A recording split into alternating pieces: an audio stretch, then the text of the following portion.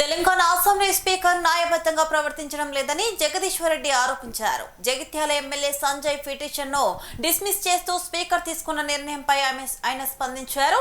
బహిరంగంగా పార్టీ మారి కాంగ్రెస్ సమావేశాల్లో పాల్గొంటున్న స్పీకర్కి కనిపించకపోవడం విచారకరమని అన్నారు. స్పీకర్ ఏకపక్ష నిర్ణయం ప్రజలు గమనిస్తున్నారని, కాంగ్రెస్ చర్యల పట్ల ప్రజలు బుద్ధి చెప్పడం ఖాయమన్నారు జగదీశ్వర్ రెడ్డి. పాపం స్పీకర్ గారు వారి పరిస్థితి చాలా దారుణంగా ఉంది. ఆయన ఆత్మసాక్షిగా పనిచేసే పరిస్థితిలో లేడు, చట్ట ప్రకారం కూడా పనిచేసే పరిస్థితిలో లేడు. బహిరంగంగానే మా పార్టీ మారిన ఎమ్మెల్యేలు గతంలో కాంగ్రెస్ పార్టీ కార్యక్రమాలు పాల్గొన్నారు, పార్లమెంట్ ఎన్నికల్లో కాంగ్రెస్ పార్టీ కార్యక్రమాల్లో పాల్గొన్నారు. మేము అవన్నీ కూడా సబ్మిట్ చేసినాం. కాంగ్రెస్ పార్టీ సమావేశాలలో పాల్గొన్నారు, హైదరాబాద్లో జరిగిన ఏఐసిసి సభలలో పాల్గొన్నారు. అన్నీ కూడా కాంగ్రెస్ జెండా వేసుకొని తిరుగుతున్నారు. అన్నీ సబ్మిట్ చేసిన దానికి కూడా స్పీకర్ గారికి కనపడలేదట. వాళ్ళు చాలా వికార్సైన చాలా బుద్ధి కలిగిన బీఆర్ఎస్ పార్టీ ఎమ్మెల్యేలుగానే తిరుగుతున్నారట, కేసీఆర్ శిష్యులుగా తిరుగుతున్నారట. మరి నిన్నివాళ గత వారం రోజులుగా ప్రతిరోజు మీడియాలో వస్తుంది, కనబడుతుంది. గద్వాల ఎమ్మెల్యే స్పష్టంగా కాంగ్రెస్ ర్యాలీలో పాల్గొని కాంగ్రెస్ అభ్యర్థులకు గెలిపించుకోలేము అని చెప్పారు. జగిత్యాలలో అయితే స్పష్టంగా జీవన్ రెడ్డి గారు బహిరంగంగానే స్టేట్మెంట్ ఇచ్చిండు.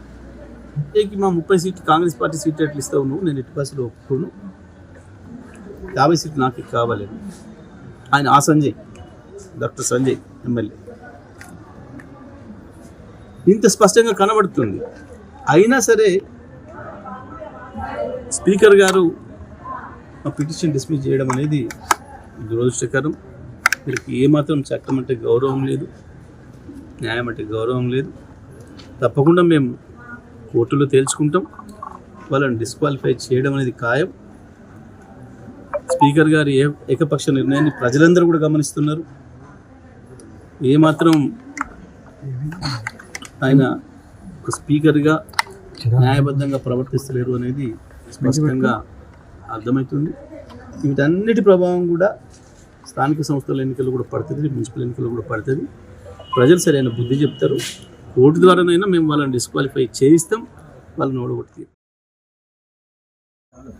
పాపం స్పీకర్ గారు వారి పరిస్థితి చాలా దారుణంగా ఉంది. ఆయన ఆత్మసాక్షిగా పనిచేసే పరిస్థితిలో లేడు, చట్ట ప్రకారం కూడా పనిచేసే పరిస్థితిలో లేడు.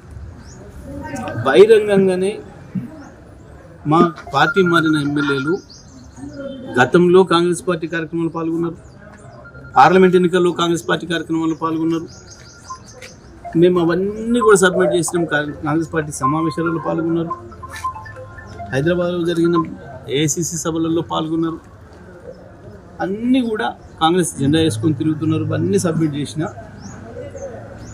దానికి కూడా స్పీకర్ గారికి కనపడలేదట.